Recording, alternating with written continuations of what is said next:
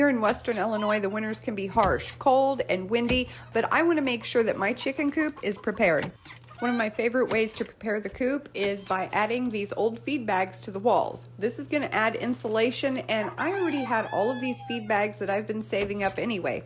My chicken coop is an old camper trailer, and by adding these feed bags onto the wall, it's just going to block any drafts that may be blowing through, and it's going to make my chickens feel a little bit more comfortable throughout the cold winter months. Not to mention the bags on the chicken coop walls look absolutely adorable and easy to clean.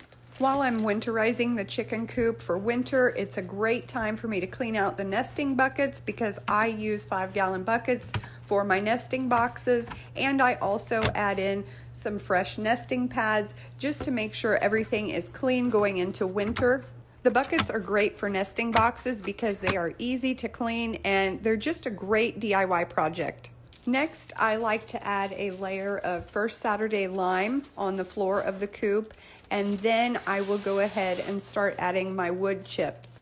Over the winter, I use the deep litter method, so I will put down a thin layer of the wood shavings now, and then periodically throughout the winter, I will just continue to add more, and then in the spring, I use that in the compost pile and eventually onto the garden.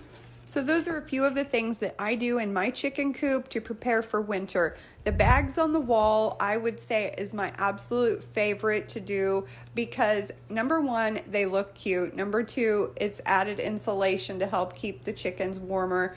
I do the shavings for the deep litter method, which also adds some extra heat in the winter time. One thing to note, if you're going to be adding extra insulation in your chicken coop this winter, just make sure that you have good ventilation for your chickens. For me, since my chicken coop is an old camper trailer, we have plenty of windows up high, so there's good ventilation, but you want those chickens to have that ventilation all winter.